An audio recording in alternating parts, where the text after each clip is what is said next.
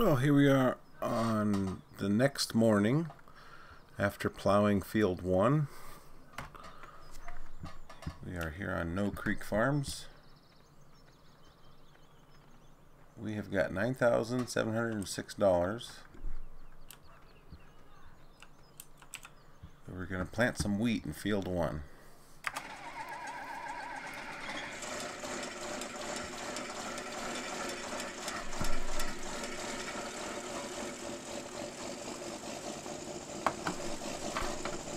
I just realized I don't have any way to fill my seeder, so let's go to the placeables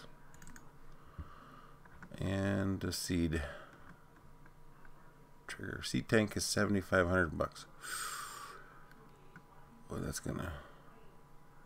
How much for just a meridian? Let's see, where was the meridian? Is it under tippers? I think so. We got a little meridian seed tender.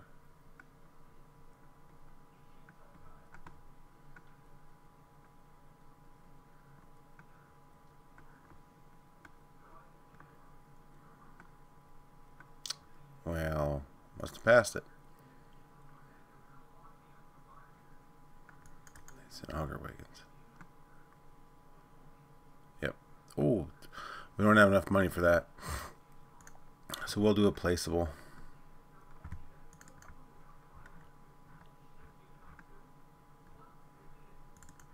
Seed tank. And where would be a good spot?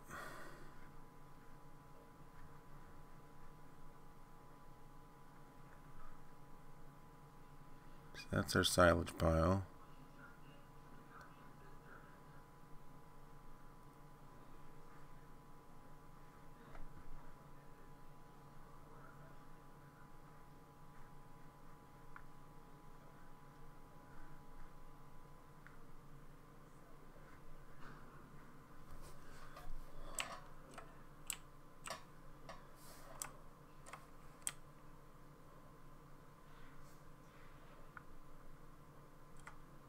I guess we could put it in there by the fuel.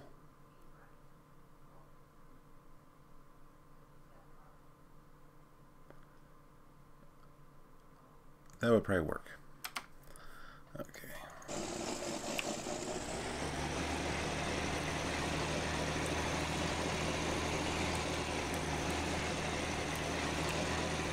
It's 6 o'clock in the morning here in beautiful Missouri.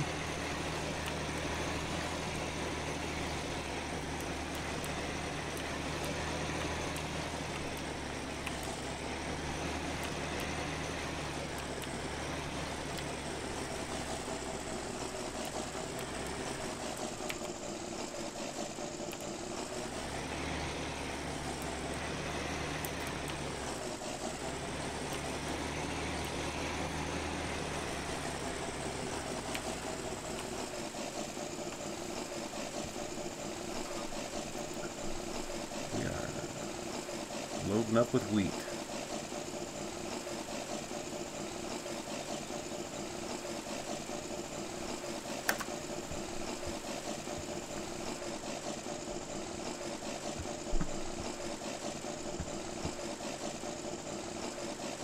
Alrighty.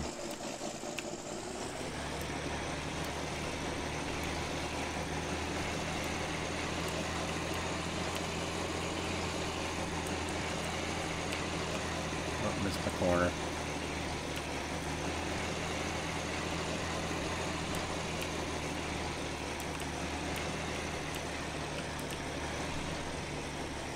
Just out of curiosity, I'm wondering what will this plant? There's barley, canola, soybeans, oilseed radish, grass, and wheat. We'll do wheat.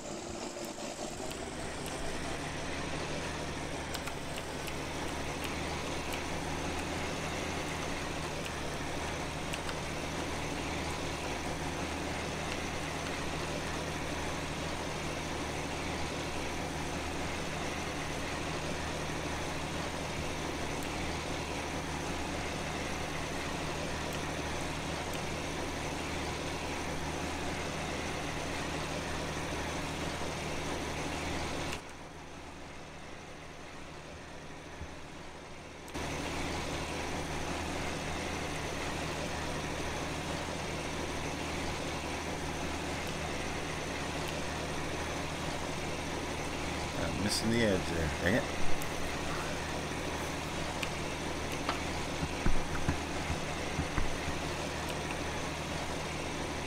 Well, I got my Christmas lights all hung up.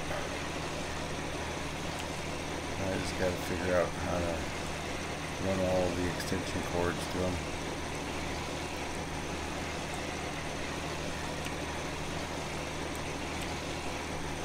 That's what I got done today.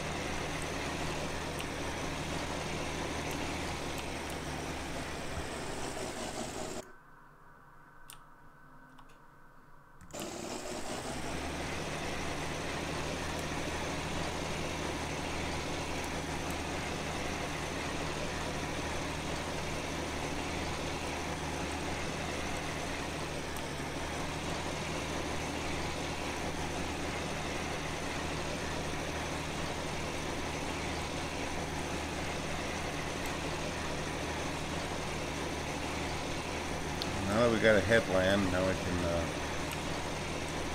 run back and forth.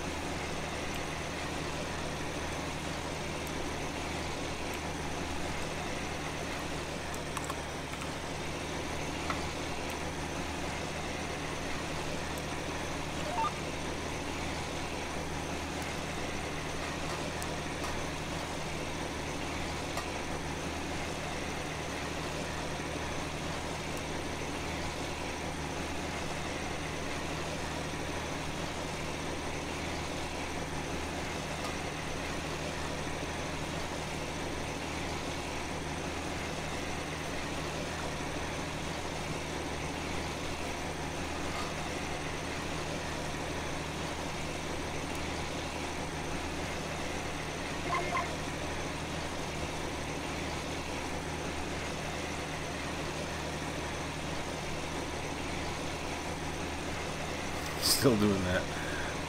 Missing the swath.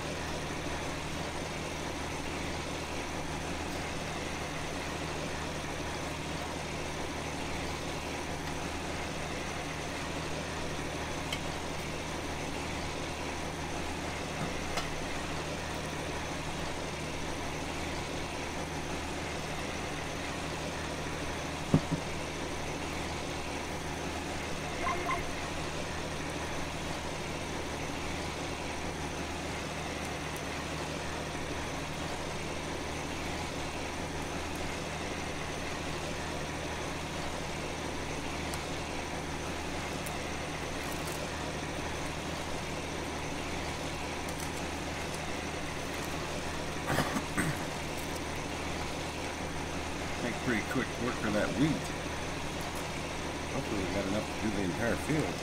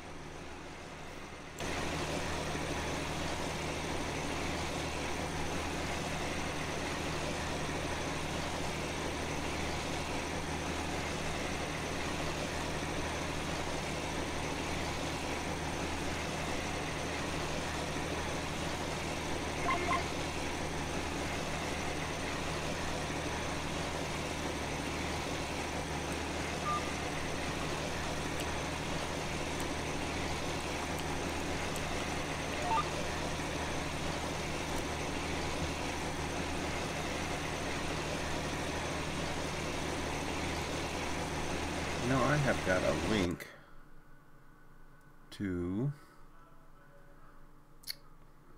let's see,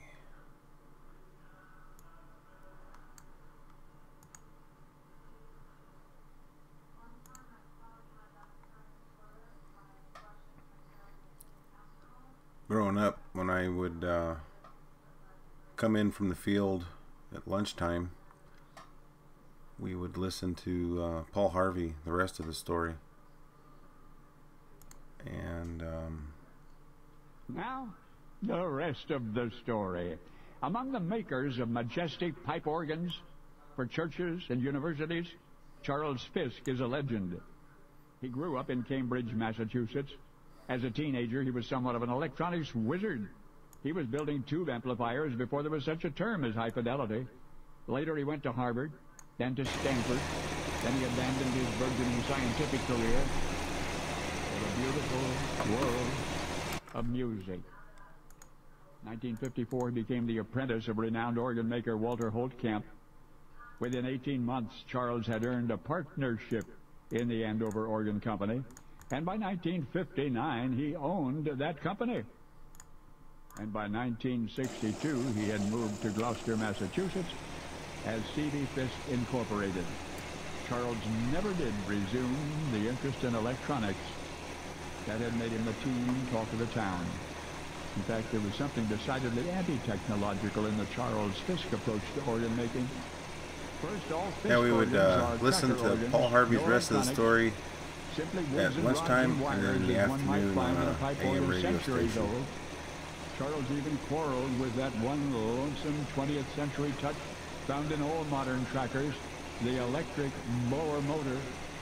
He understood that nobody wanted to stand around in the church basement hand-pumping organ bellows, not nowadays.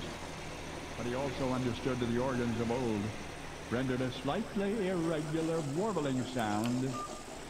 So in 1968, Kennedy proposed that the barely perceptible warble be restored to the tracker organ, that the modern super-consistent electronic blowers and the wind supply regulators not be allowed to smudge the beauty, what he called the natural grace of the past. Now, that proposal was vigorously denounced by his colleagues at the time. It would take them a decade or so to see it his way, but the point is, Charles Fisk was a proud reactionary. With loving hands, he fashioned the charm of 1,000 yesterdays from the same materials our ancestors used. almost as though he were intentionally turning away from some terrible vision, or as though attempting to atone for some past unpardonable sin. And in fact, there was a private nightmare that cast its shadow on his dreams. It began before Stanford, before Harvard, when the slender brown-haired boy genius in electronics was sent to Chicago to work on the top-secret Manhattan Project. That's right. At 20, he was assigned to the now infamous laboratories at Los Alamos, where he spent the remainder of World War II, and where those same hands, which would eventually lovingly, repentantly fashion instruments of beauty, once created instruments of terror and destruction. The great Charles Fisk died December 16, 1983. But his master works of musical glory and spiritual peace live on. Often the admirers of those magnificent tracker organs will gaze at them in wonder to envision that their creator, before turning from a brilliant career in electronics and in nuclear physics, helped to devise the detonators for the world's first atomic bombs. Only now you know the rest of the story. Now, the rest of the story. D.D. Suharto calls himself a plant explorer, sort of an Indiana Jones of the botanical world. D.D. Suharto, like the fictional adventurer, is affiliated with the university, in this case the Chicago campus of the University of Illinois. He has traveled to distant corners of the globe in search of treasures, and one such expedition in 1987 took Suharto into the rainforests of Malaysia, collecting and cataloging plant leaves and tree sap, and he was focusing on one tree in particular, the Calophyllum lanigerium. None of the samples Suharto had gathered had any unusual history, medicinal or otherwise. Nonetheless, he returned home with his many specimens, submitted them for laboratory evaluation, but within days he received an urgent phone call.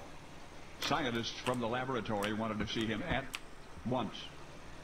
From one of the plant specimens he'd brought back, they had extracted a compound which they were naming Calanolide A. It was like nothing the scientists had ever seen before.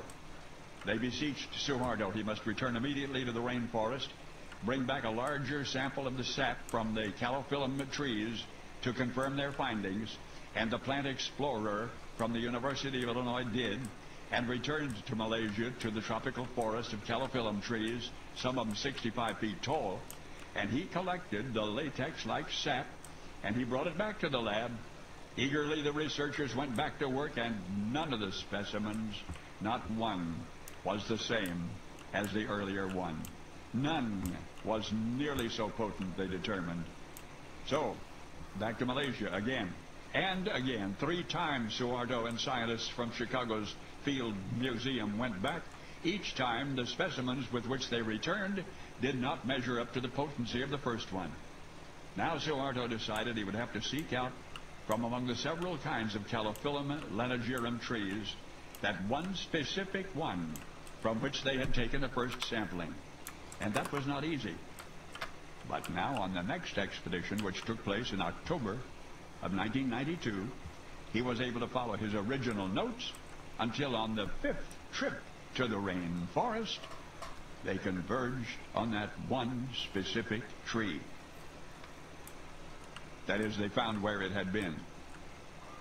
For by somebody in the interim, that specific tree and hundreds of its neighboring brethren had been cut down for firewood. More than 10,000 samples had been collected, but not the one which is the one. The one which, tested by the National Cancer Institute in 1988, was able to stop certain viral effects on the human immune system and without damaging healthy cells. So the next time you hear somebody urging the preservation of the rainforests, listen, pay attention, and remember that because somebody got careless or simply didn't care, the world of medicine may have lost forever what some scientists were then certain was the cure for AIDS. And now you know the rest of the story. Now, the rest of the story. Bessie Whitehead, 5th grade teacher, had had enough. "Lewis," she exclaimed, "you will stay after class, and you can write on the blackboard 150 times, 'I am a bad boy.'" And he did. Now, Lewis was not really a bad boy. He was simply a prankster, a cut-up-a-class clown. But as a teen, Lewis fell in love with a bad boy sport, boxing. It was a Patterson, New Jersey neighbor, Johnny Lane, who initially inspired him. Johnny was on the fast track to fame as a prize fighter, tremendously impressed by Lewis's natural ability. "Get yourself a manager," Johnny Lane advised, and Lewis did, his friend Abe Green. And then Lewis picked a striking new last name for himself and started training. Conservative parents would disapprove of his career move, so Lewis beseeched everybody he knew who knew not to tell Mom and Dad. And through 10 triumphant professional fights, nobody did. Then one day, Lewis's Uncle Mike went to Lewis's father. Uncle Mike said, "Hey, I have tickets for the big boxing match in Ringwood tonight." Lewis's father, Sebastian, shrugged, "So?" But Mike went on to explain that though he realized Sebastian was generally uninterested in sports, there was this new fighter, Lou King, whom everybody was talking about. Lou King, everybody agreed, was coming on strong in the fight game, and he was boxing that very evening. Sebastian, rather than argue with Mike, said okay, he'd go. And imagine his surprise when the fight announcer that night called the name Lou King, and into the ring climbed Sebastian's own son. Well, Lou King won fight number 11. It was the one the following morning he was destined to lose.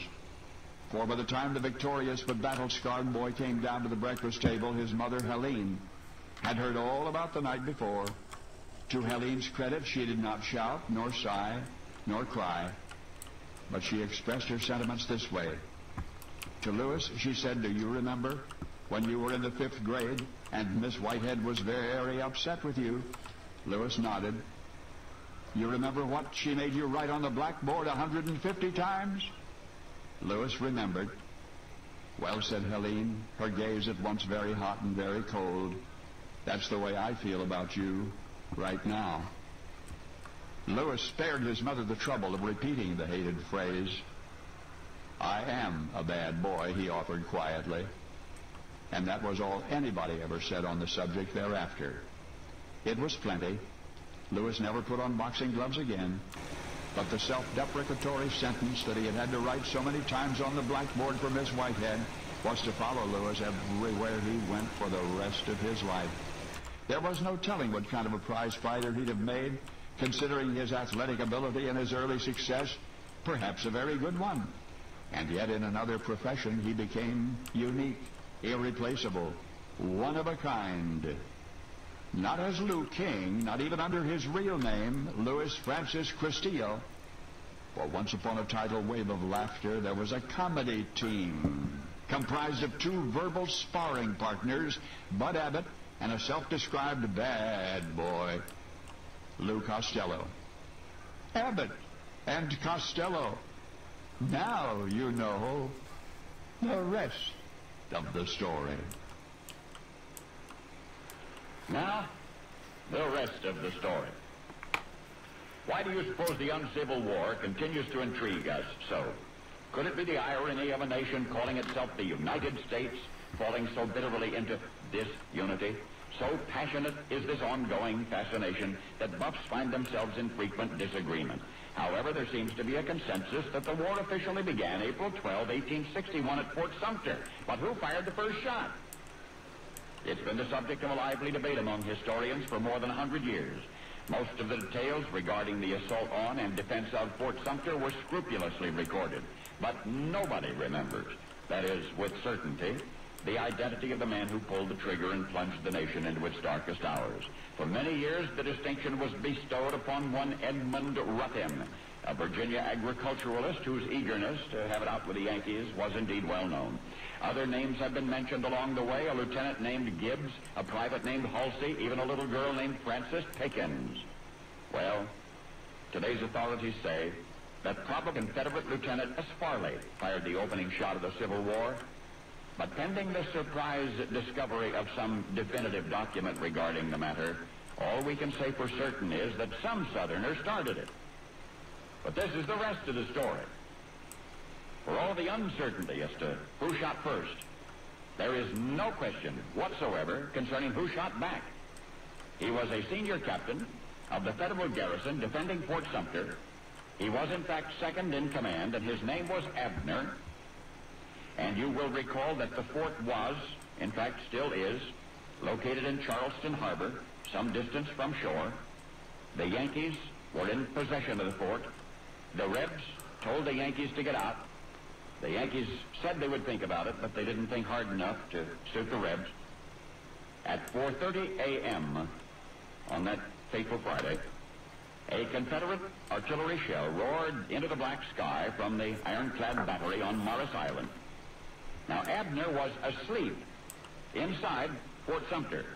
Abner was sound asleep until that Confederate shell crashed through the masonry and exploded not from the captain's head. Well, that rude awakening made Abner very angry.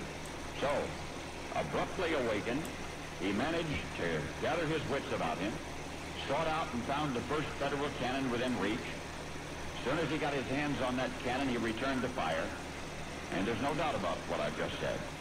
For having fired the first Union shot of the Civil War, Abner nonetheless remains a mere footnote in the history of that conflict. You've never heard before that it was he who fired the first shot. Posterity has all but ignored what Abner did. Instead, Abner has been praised for something he never did. What he did not do was invent baseball. And yet he, Captain Abner Doubleday, in April of 1861, did indeed throw out the season's first Yankee cannonball. Now you know the rest of the story. The rest of the story. October 11, the bartender found himself facing a tough judge and a tougher judgment. He would be forced to pay the debts accrued from his tavern, and the sum was due immediately. The bartender argued that his partner, Bill Berry, had bought him out 18 months ago. He, the bartender, held no interest in the tavern now, therefore ought not to be held responsible for its debts. The judge said that didn't matter. Many of the debts had accumulated while he was part owner of the establishment. The bartender frowned and then protested that he had nowhere near the amount of money demanded of him. The judge said that's all right. The court would merely confiscate his personal property, including his transportation. The barkeep, confounded, kept his mouth shut, accepted the judge's decision. Perhaps he could borrow enough cash from a friend to get his things back. It took several days, but such a friend was found. The bartender's belongings were returned, and he vowed then and there that he would never ever get involved in a business deal like that again. That was October. The following January, his former business partner died. Once again, this hapless barkeep was brought before the judge. Seems his partner had died in debt, and that the debts were still relevant to the tavern, and the amount was astronomical, the equivalent of roughly $100,000. The surviving partner said the judge must pay it all. The bartender said, wait a minute, Judge. He tried to explain the intricate financing and the persistent lawsuits which had plagued the establishment from the start. He pleaded that he'd been part owner for only a short while, that he'd sold his share in the place only a few weeks after he and his partner had procured their tavern license. But the judge was unimpressed by the bartender's excuses. If he had been concerned about his financial vulnerability, he should have become involved in such a complicated entrepreneurial venture. At the very least, he should have made it to know more about the law. To know more about the... Well, that's precisely what the bartender did. He'd always been interested in the law. Now he was going to make the law his business. He got stuck with a tremendous debt, $1,100, which could be worth 100 times that in today's dollars. He was responsible for the reimbursement of that staggering amount in January of 1835. But within 2 years, he passed the bar. Passed the bar, the barrister kind, in March 1837, and his own into politics. So now, the next time you ponder the war between the states, the next time you reflect on the freeing of the slaves, the next time you hear the words 87 years ago, our fathers brought forth on this continent a new nation, I want you to remember as well a bumbling bartender. A bartender in hock up to his stovepipe hat. Another cringing victim of the court system.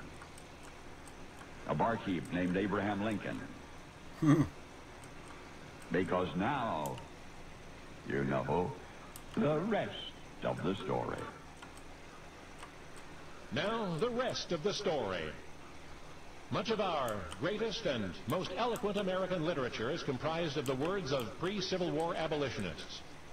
Wendell Phillips, James Russell Lowell, Henry Ward Beecher, Harriet Beecher Stowe. Their legacy we all know. And this is his son. son. But you're about to hear from the other side. A series of quotes. One statement was made by a renowned lawyer, another by an esteemed orator, yet another by an aspiring state senator, and so on. There's even an excerpt from the inaugural address of a one-time president of the United States. Part of the significance of these public utterances, these enthusiastic endorsements of white supremacy, is the widespread bigotry they not only reflected, but inflamed. I mean, each was intentionally injected into a specific charged atmosphere during generally volatile times. And despite the facade of respectability behind which the speaker in each case stood, the rhetoric of racism was repeated again and again. Quote, "The black man is not my equal in many respects, certainly not in color, perhaps not in moral or intellectual endowment." Quote, "There is a natural disgust in the minds of nearly all white people to the idea of an indiscriminate amalgamation of the white and black races. A separation of the races is the only perfect preventative of amalgamation. But as an immediate separation is impossible, the next best thing is to keep them apart where they are not already together." Quote, "There are white men enough to marry all the white women, and enough black men to marry all the black women, and in God's name, let them be so married." Quote, "I give the most solemn pledge that I will to the very last stand by the law of this state which forbids the marrying of white people with Negroes." Quote, "I am in favor of the race to which I belong having the superior position." Quote, "I am not nor ever have been in favor of bringing about in any way the social and political equality of the white and black races. I am not nor ever have been in favor of making voters or jurors of Negroes, nor of qualifying them to hold office, nor to intermarry with white people." Quote, "I have no purpose, directly or indirectly, to interfere with the institution of slavery. I believe I have no lawful right to do so, and I have no inclination to do so." End quote. The remarks I have just recited were not the ravings of revolutionaries or self-interested slave masters. Each was written or spoken by an American statesman and or an attorney and or a citizen of some repute. And as surely as history can be distorted by historians, so any man's out-of-context utterances are less significant than the sum total of his life. It is sufficient to complete the record of that most agonizing era in our nation's history, to include without evaluation those precise quotations, all of them from the pen or the lips of the same lawyer, the same statesman, all of them public statements by Abraham Lincoln. Now, you know the rest of the story. Now, the rest of the story. Senator Steve seemed like such a good guy. For example, more than a century ago, he was so very concerned for the economic development of his home state of Illinois that he realized in order for Illinois to grow, it would require major rail service. And thus was conceived the magnificent line of commerce and communication from Chicago to the Gulf of Mexico, the Illinois Central Railroad. Now, Senator Steve's plan was to give the state large portions of federal land to sell in order to raise funds for the new railway. He pushed the plan hard all the way through Congress and into law in September of 1850. President Millard Fillmore signed the bill. Once the land grant became law, Senator Steve hurried home to convince the Illinois legislature. There were 3 popular plans for the project. Senator Steve would make certain that the plan he favored was adopted, and it was. And the brand new railway system was on its way to reality. But this is the rest of the story. The charter had been specific regarding how the Illinois Central would reach Chicago, but once inside the city limits, there would be problems. The obviously favorable route of entrance was already owned by another railroad, so Senator Steve went back to work. Assisted by the city's mayor, he planned another route, one that would take the Illinois Central into Chicago along the splendid shoreline of Lake Michigan. One minor difficulty: that shoreline property was not owned entirely by the city. In fact, there was a 16-acre access owned privately, one which would have to be purchased if the Illinois Central project were to be completely successful. The question was, what price would the owner put on this property of his once he realized how important it was? Well, the answer was $21,320. Oh, you bet the owner came out with a tidy profit. And considering he had not purchased the land all that long ago, it's been suggested he had anticipated the Illinois Central venture with profit in mind. But anyway, the ICR got its fabulous lakefront route into Chicago, which would be called the most magnificent entrance to a major city in all the world. And everybody was happy except the former owner of those 16 key acres. He had cashed in for tens of thousands. Oh, did I mention the shrewd real estate investor who had cleaned up in the Illinois Central deal? Almost as though he had had inside information. He had had inside information. The man who got rich by mid-19th century standards by predicting what the government was going to do was himself part of the government.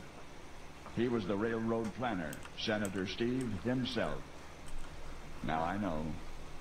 History, as you read it in school, relates that in the presidential election of 1860, Republican Abraham Lincoln narrowly beat Senator Steve, the mainline Democratic Party candidate, Senator Stephen A. Douglas. Well, now you know the American voters chose the right man. Because now you know the rest of the story. Now, the rest of the story. It was a hot, humid summer evening in Virgin Grove. The local saloon keeper had erected a makeshift bar outdoors, but in the midst of the ostensibly benign camaraderie, a drunken argument flared up and out of control. A man was hit in the head with a blackjack. The injured man was sent home to sleep it off, but 3 days later, he was dead. The authorities charged a fellow named Duff Armstrong with murder. Duff needed a lawyer, of course, but he couldn't afford a decent one. So an attorney friend of the family, believing Duff to be innocent, took the case. He proceeded conscientiously. In jury selection, he tried to get men in their mid-20s, Duff Armstrong's age. But there was one witness whose account was detailed, definite, and potentially damaging. So Duff's lawyer would have to concentrate on him. Would have to break him down or somehow discredit him, or the case would be lost. The prosecution presented his testimony promptly. But then, cross-examining that witness, Duff's attorney directed him to repeat his account of what had happened on August 29. And please omit nothing, the lawyer said. Well, first of all, replied the witness, the moon was out that night. It was very bright and almost directly overhead, so you could see what happened quite clearly. Duff Armstrong picked up a blackjack in the middle of the fight and struck the victim, Jim Metzger, in the head. It was an overhand blow. Duff raised his arm high and came down hard. Duff's attorney then asked the witness to stand and demonstrate. So he rose, stood in front of the jury, and went through the motions precisely as he claimed to have observed them. And was the witness certain that was how it happened? Yes, the witness was certain. There was a full moon, after all, high in the sky, plenty of light, so there was no mistaking. But Duff's lawyer was not satisfied. So he repeated his questions, the same questions over and over. Try as he might, there seemed no way past that unvarying testimony. Each time he was asked, the witness recounted the same actions in the same order under the same circumstances, and thus did the prosecution's star witness discredit himself. Because at the conclusion of that testimony, Duff's attorney submitted in evidence an almanac. And in that almanac, under August 29, was proof that on the night Duff Armstrong allegedly struck Jim Metzger beneath the light of a high, full moon, the moon was in fact all but out of sight in the western sky. So with that damaging testimony erased, Duff Armstrong was acquitted, and his attorney went home. You have forgotten that barrister's brilliant courtroom ploy, but you remember him. Because the defense lawyer who rendered his services free of charge because he believed a young man from Virgin Grove, Illinois, was innocent. The attorney who took on a case just about no one thought he could win, and by the dark of the moon, won. Was Abraham Lincoln. Now, hey, big game. You know Doing the pretty rest good. of the story. Just doing some planting here on Now, the Mill rest Creek. of the story. In the mid-1990s, Listening about to 3,500 Paul Harvey's migrating rest of the story. geese set down for a night's rest in a southwestern Montana That's his lake. son, Paul Harvey This Jr. happens in migration routes everywhere, of course, but this was different. Tonight, the ancient instincts that guide those long, weary journeys failed, because the following sunrise revealed that all 342 of those beautiful snow geese, they were dead. All of them. You see, this was no ordinary lake.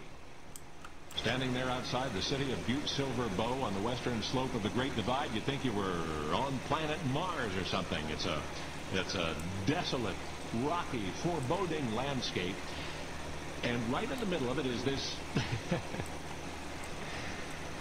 is what New York writer Guy Gugliotta once called the Black Lagoon. Berkeley Pit Lake. A rock-rimmed mile by a half mile of pure poison. Toxic minerals and green slime. In fact, the Black Lagoon is dirty red. Smooth as glass, reflecting Montana's big sky, but pure poison. No fish, of course, nor plants, nor insects, nothing sticking out of or venturing into that devil's swimming hole. Yeah, me too. So, how did it happen, this Berkeley Pit Lake? Well, it's a remnant of Montana's early mining something we used to district. look forward to coming in from the field and listening to Paul Harvey. Then in 1982, they stopped open pit mining in those parts and left a gouge in the rock 4,000 feet deep. Naturally, when they dismantled the groundwater ejector pumps, the hole started filling up until it held 37 billion gallons of literally acid. If you fall in and accidentally ingest a little, they say it'll burn your eyes and your skin, and then it'll do you in. However, this American Dead Sea is not entirely dead. No, I wouldn't have believed it either, but not long after those hundreds of migrating geese were killed, researchers at Montana Tech got hold of a specimen, a sample of awful-looking goo from Berkeley Pit Lake, and they cultured it, and what do you know? It's alive! It's teeming with mean, ugly little creatures, 100+ kinds of algae and fungi and bacteria. And what makes those microbes remarkable, obviously, is that they have found a way not merely to survive, but to thrive in one of the least hospitable environments on planet Earth. And scientists are now speculating that many, if not most, of those little monsters exist only there. But there's more. The researchers trying to figure out how those microorganisms defend themselves against the poisons in the pit have discovered dozens of brand new compounds produced by the microbes. And one of them, for instance, attacks human pulmonary tumors. That's lung cancer. And another attacks ovarian cancer cells. And the discoveries have only begun. So if someday a family of brilliantly successful cancer drugs has emerged thus, well, you'll remember that once upon a time, from a dead sea gushed a fountain of life, because you will have known the rest of the story. Yeah, I think they were talking about Butte. What I'm about to say is not to be construed as another round in the continuing debate over capital punishment. It's merely to let you know that Broadway's latest star, a name that you would recognize, once was, through no fault of his own, on death row. Seed. And it is because his name is so frequently spoken in the annals of show business, and is for unrelated reasons the center of contemporary Broadway controversy, that you just must wait a little bit longer for the rest of the story. Technically, legally, actually, there is yet a crime on the state books of Connecticut for which one may burn. And it is for that crime that Broadway's latest award-winning star was once in the pen at Newington, and the big countdown, the last mile, death row, his jailers, seemingly callous, had to be, for theirs was the dirtiest job in the business. And, of course, their apparent apathy only increased. His anxiety only made him more suspicious of the next man to enter the corridor. For one last meal, and one long last night stood between him and tomorrow morning he would die. As a matter of the greatest good fortune, the next man to enter the corridor was not the bearing of his last meal, but the harbinger of many meals to come, a messenger of freedom, and his name was Bill Berloni, and he was looking for types with which to cast a new play headed for Broadway. Now stay with me, as incredible as this sounds, it happened just the way I'm describing it. Bill was looking for a particular type actor, no previous experience necessary. Among those in confinement, by chance, he passed death row. He saw the doomed prisoner that we have been talking about, and that prisoner was just the one Bill had been looking for.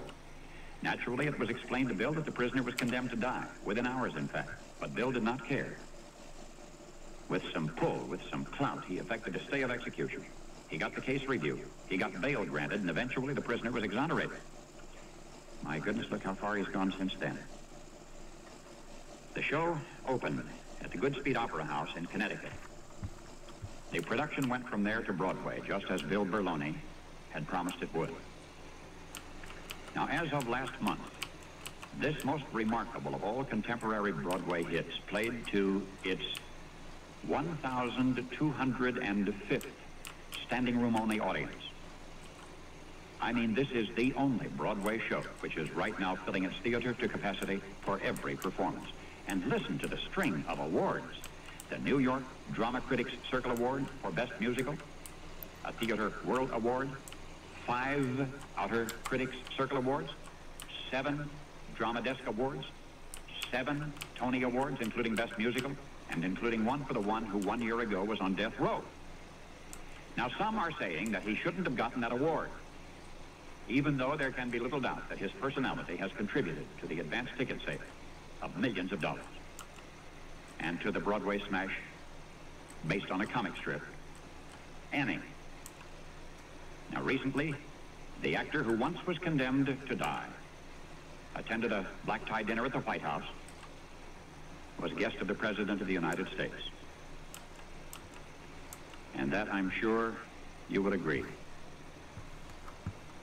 is a long way from the wire mesh pen at the Newington Humane Society, where he'd been ready to take the fall on a vagrancy rap, but was bailed out for $8 to steal the show. As Sandy, little orphan Annie's sad-eyed, flop-eared mongrel dog. And now you know the rest of the story.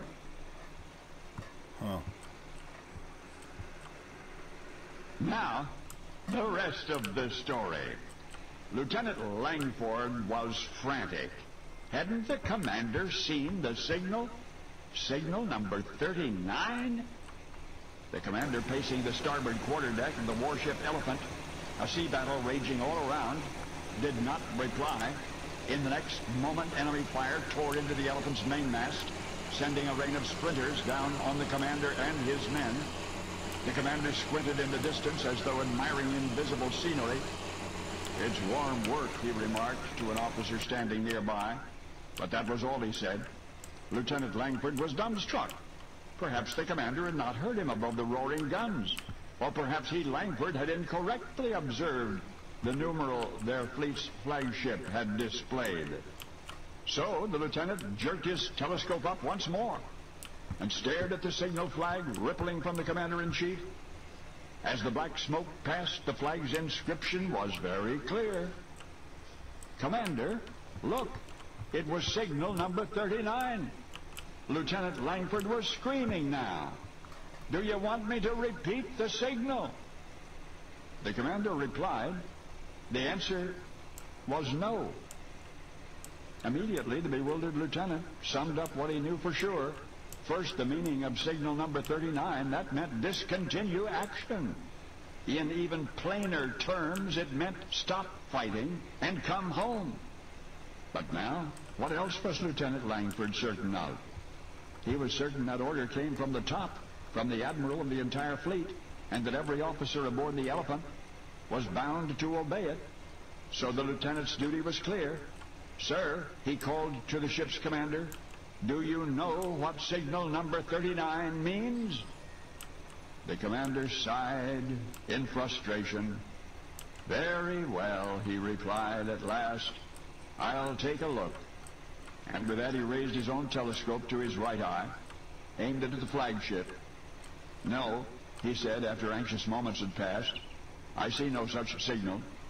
And with that the commander forged on.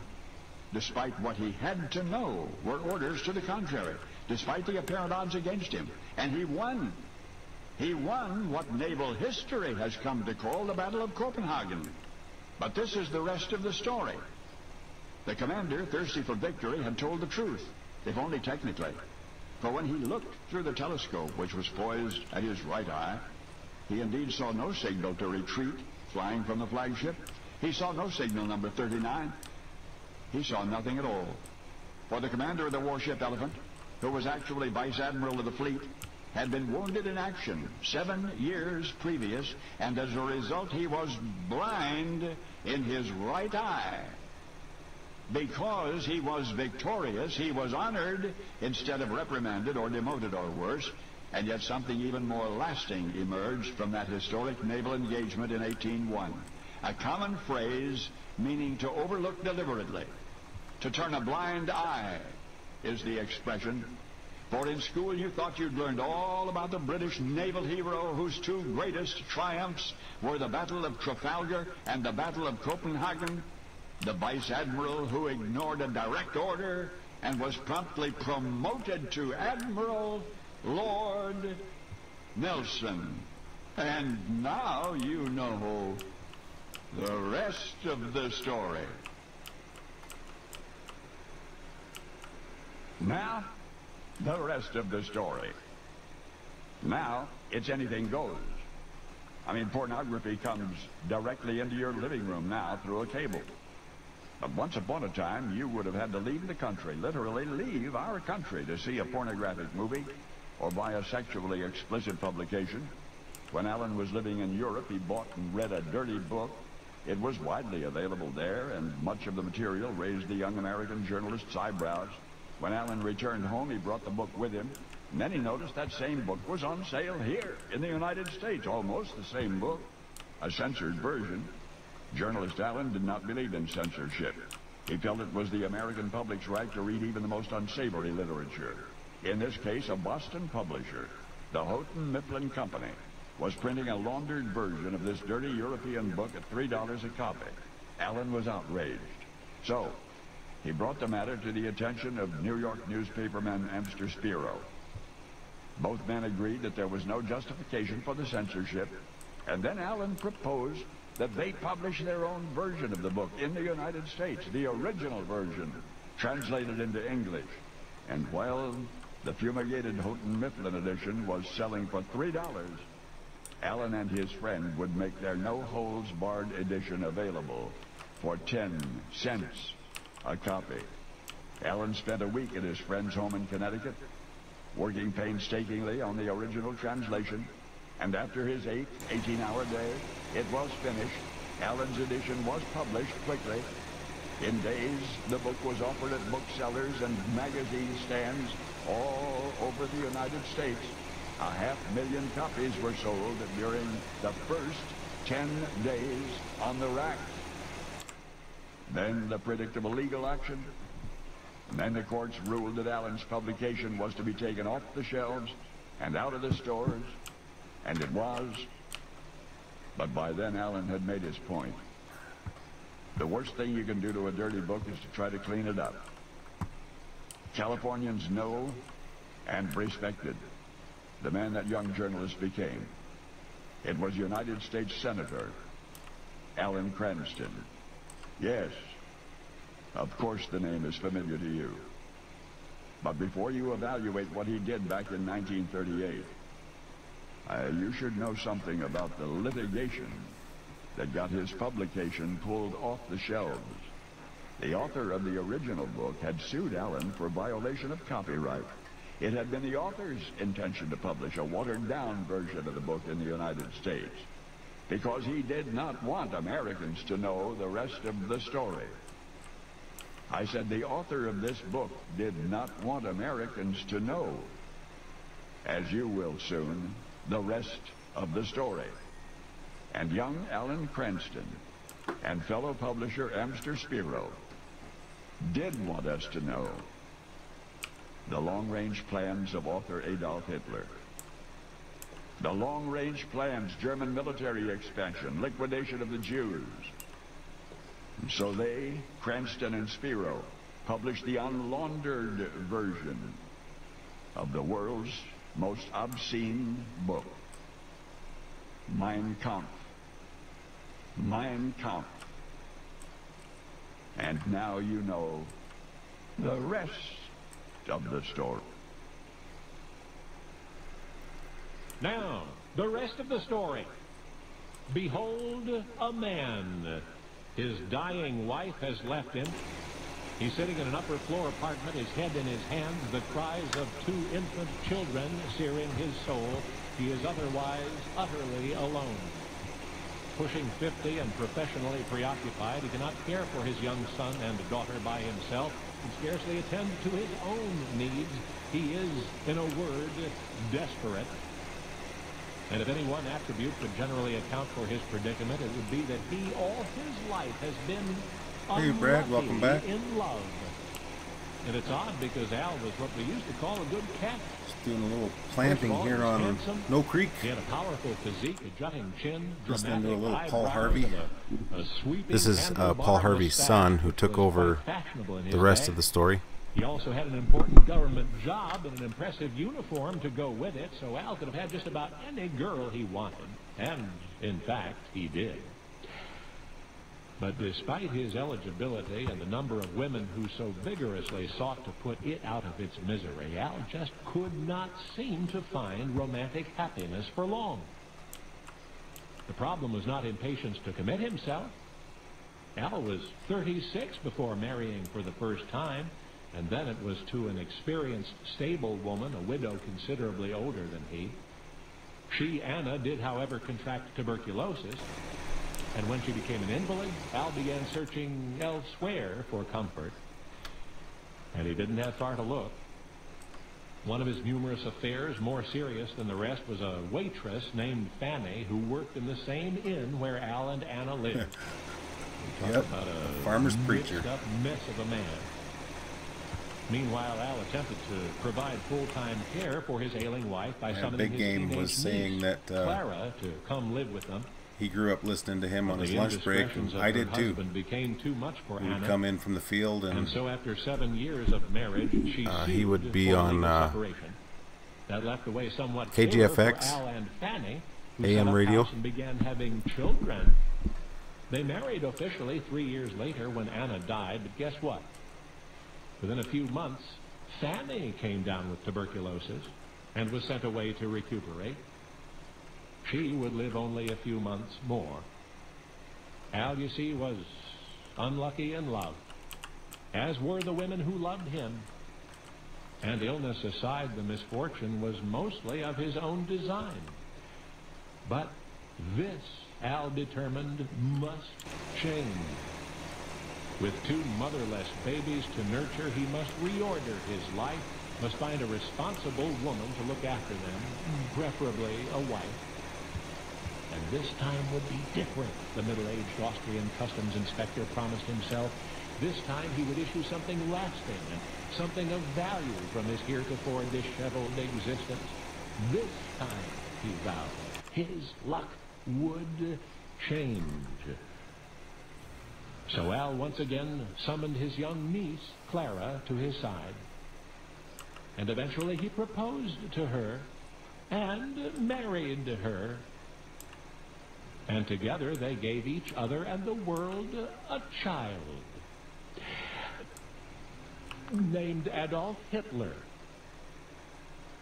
Unlucky in love?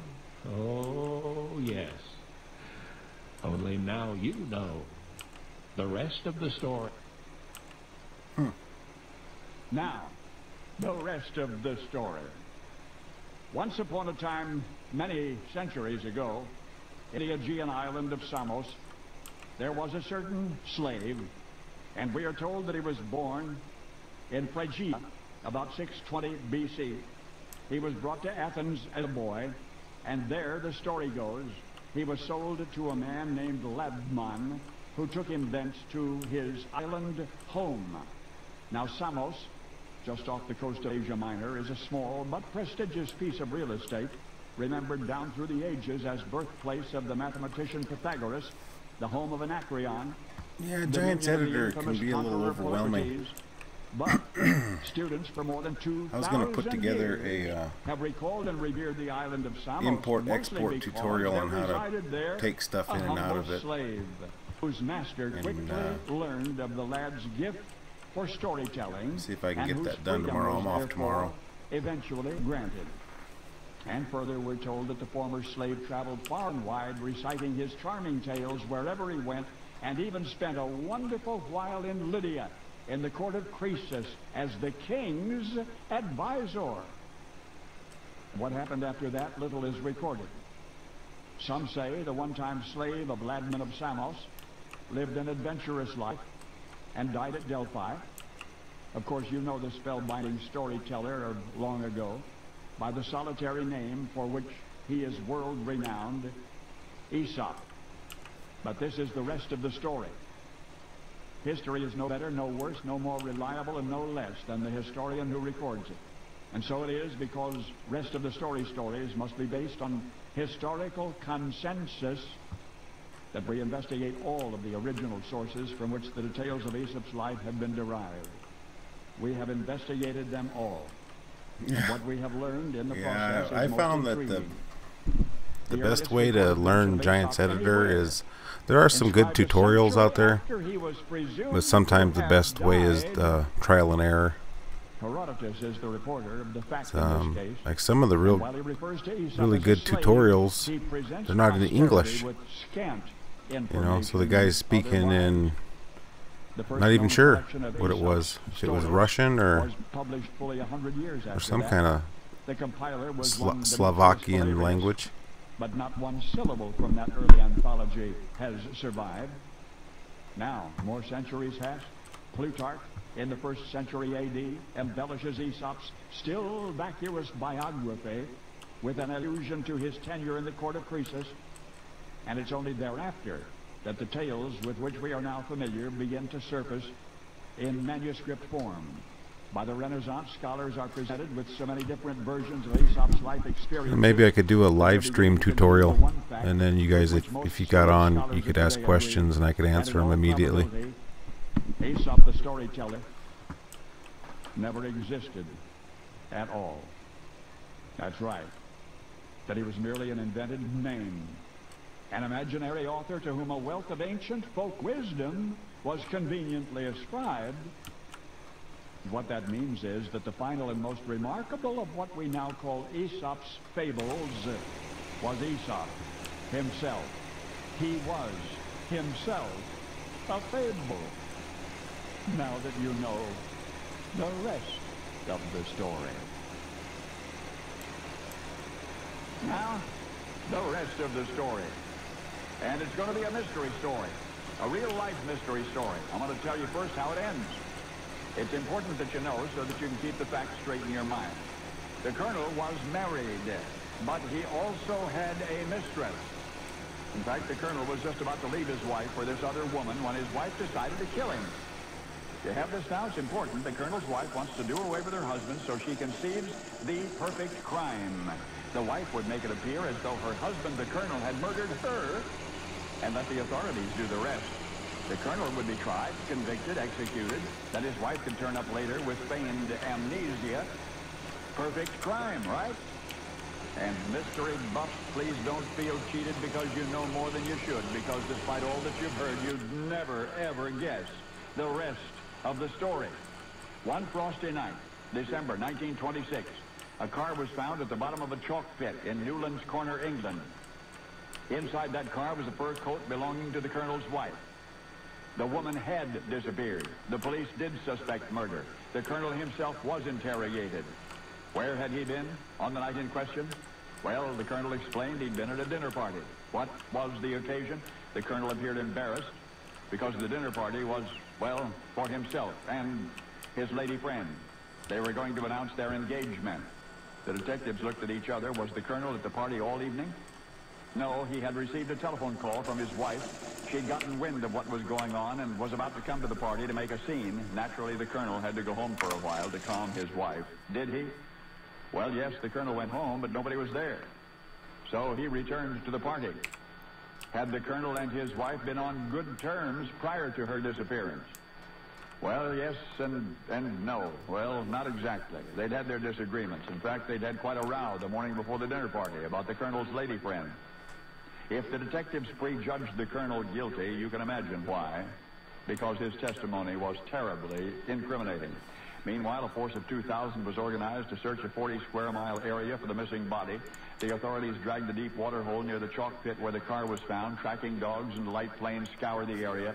Publicity mounted steadily. The London newspapers were calling the incident the crime of the century. The Daily News offered £100 for any information leading to the solution of the mystery. And who is being asked not to leave town? The colonel, of course. Obvious motive. The mistress involvement. No alibi. And, of course, you knew he didn't do it. You knew his wife was hiding out, waiting for her husband to be convicted of murder and sent to the gallows. You knew because I told you. But there's something you didn't know. The colonel's wife had figured everything out. She'd left the ignition keys off when she pushed the car into the pit so police would know that it was pushed and not driven. She even left a fur coat in the car. It was very cold that night, remember? So when investigators found it, they would not suspect that she had left the scene herself. Yes, the colonel's wife had figured it all out, except for one thing. There was no place she could hide. 12 days after her disappearance, her famous face was recognized on the other side of England. For not only was the colonel's wife well known, but she, of all people, should have been able to get away with murder. For the colonel's wife, the real-life almost murderess, was the author of fiction's most successful whodunits. She was the mistress of mystery, Agatha Christie. And now you know the rest of the story. I had to listen to the end of that one. The rest of the story. Oh, I hit paused. The radio show is called, it's The Rest of the Story with Paul Harvey. I'll,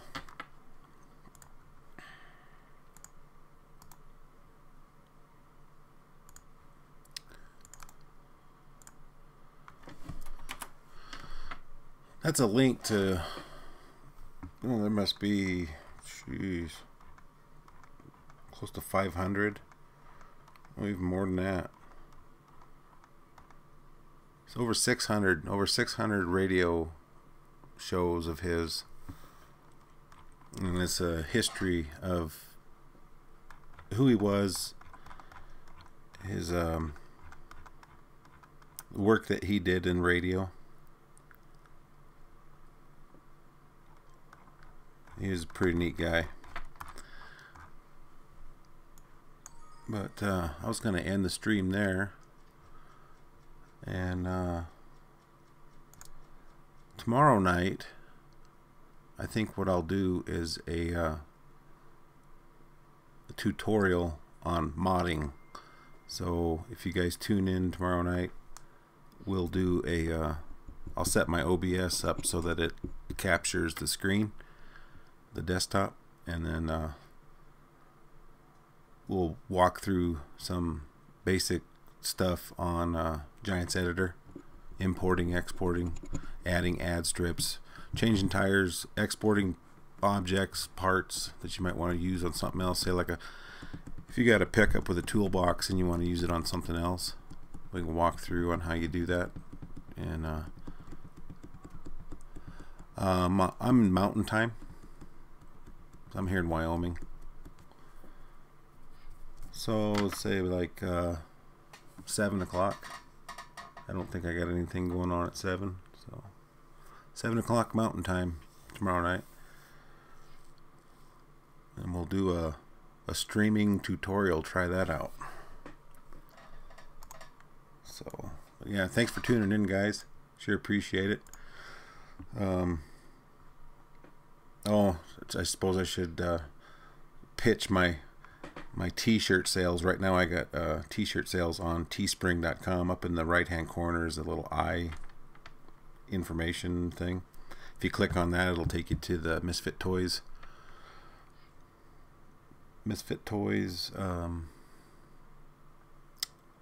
Teespring t-shirt page. Trying to fund my rebuilding of my computer. So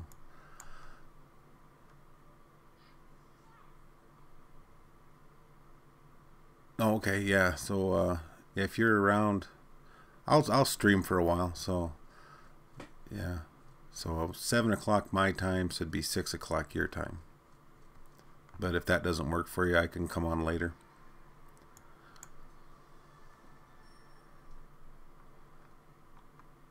So until tomorrow, I guess I'll be signing off, and you guys have a good night.